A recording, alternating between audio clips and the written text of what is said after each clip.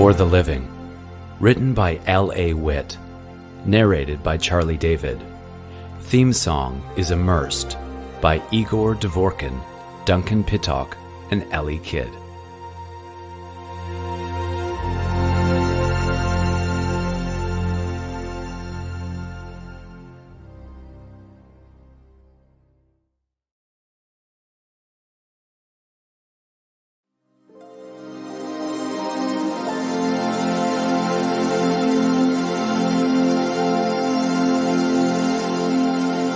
Chapter 1. Tonight, I'm gonna tell her. Yeah, right. Just like I was gonna tell her every night for the past several months. Probably creeping up on a year at this point.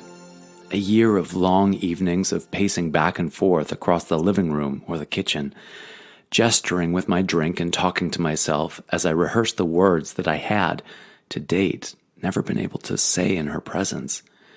A year of psyching myself up and telling myself tonight was the night, only to lose my nerve the second she came through the front door. Pacing back and forth across the living room, I sipped the double Seagrams in my sweaty hand. I can do this. I can do this. God, I have to do this. It didn't help that she was late. Sure, it was more time for me to drink a little liquid courage and convince myself I could do this, but it was also more time for those ever-present doubts to get up on their respective soapboxes and tell me why I shouldn't, couldn't, wouldn't. Do you really want to hurt her like that? After this long, you're an asshole for telling her now. You're a jerk, you know that? I stopped pacing and rubbed my eyes with my thumb and forefinger. Come on, Jay. She deserves the truth. She deserved the truth a long time ago, and every time I passed up an opportunity to tell her, the guilt just burned deeper. One more day of leading her on, one more day of pretending the problems plaguing our marriage could be resolved with just a little more time and patience. I cursed under my breath, then took another drink. I put the glass on a coaster on the coffee table. Misty hated rings on the table and kept pacing along that path I'd worn into the carpet in front of the fireplace. I glanced at my watch. It was well after 9, and she was always home by 8:30. Maybe her class had run late. Her professor's lectures were always precisely 2 hours long, so if class started late, it ended late. There'd been a massive car accident on the freeway earlier this evening. A multiple fatality, from what the traffic reporter said, so maybe that had held things up. But an hour or more late? Even that prof wouldn't hold his class that long. Her study group wasn't meeting tonight, was it? They always got together after class and sometimes didn't finish up until 10 or 11. I picked up my drink again and closed my eyes as I held the ice-cold glass to my forehead, racking my brain as I tried to remember if they were meeting on Wednesdays or Thursdays this quarter.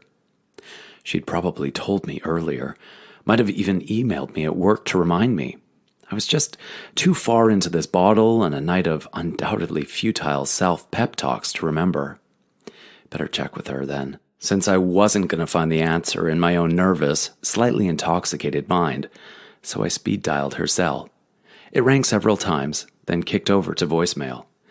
Hey, this is Misty. I'm probably at work, in class, or just plain not answering, so leave a message and I'll call you back. I cleared my throat. Hey, it's me. I can't remember if you've got study group tonight or not, so I wasn't sure when you'd be home, but give me a call when you're on your way. Talk to you soon. Love you. I winced at the last 2 words. Sighing, I hung up the phone and set it beside the coaster on the coffee table. It wasn't a lie. I did love her. I would love her until the day I died, and never questioned that for a second. But was I in love with her? No. No, I wasn't. And the longer I dragged this out, the more she'd hate me when she finally learned the truth that I had owed her for a long, long time. I brought the glass up to my lips, but hesitated.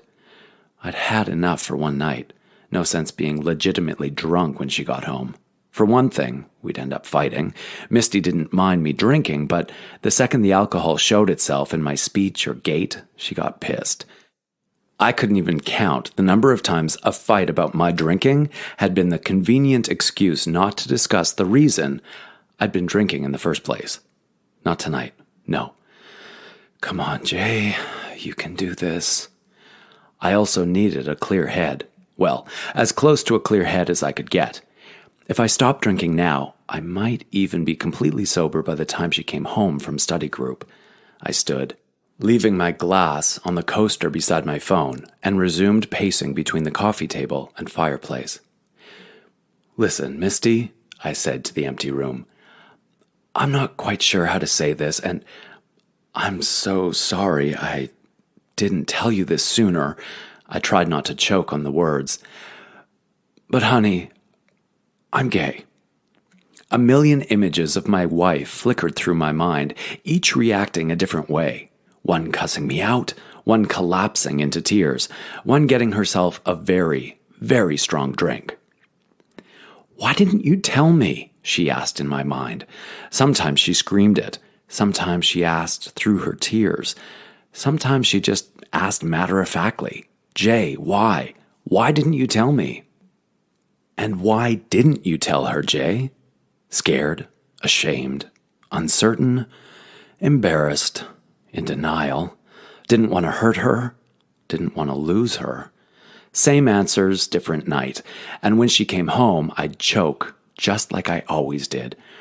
God, how long was this going to go on? The longer you wait, the worse it's going to get. I sank onto the sofa and rested my elbows on my knees. Rubbing the back of my neck, I sighed, wondering how long I could resist the siren's call of that mostly empty glass on the table. My willpower was melting faster than the neglected ice cubes. I wanted to say, to hell with it, and chalk up tonight as another failed attempt to work up the courage to tell her, and I wanted to celebrate that failure with this glass, and at least 2 or 3 more afterward.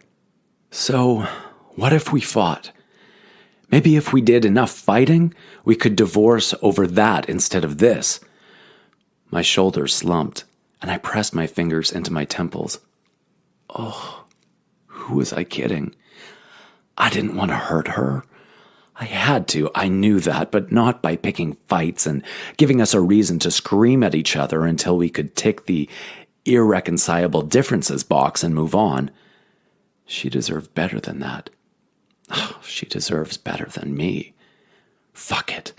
I picked up the glass and threw it back, swallowing the whiskey in one go, barely tasting how much the melted ice had watered it down. The remaining ice clinked half-heartedly as I put the glass back on the table. The doorbell rang. I shot the front door a suspicious glance, then looked at my watch. Who the hell showed up at... Jesus, how the hell was it already 9:57 at night? Something tightened in my gut. I glanced at my cell phone, which remained still and silent on the coffee table beside my glass. Heart pounding, I started toward the door, and with every step that something tightened. The hairs on the back of my neck stood on end. The deadbolt had never clicked quite as loudly as it did when I turned it. I opened the door, and when I saw the pair of somber-faced cops on the porch with their hats in their hands, I knew.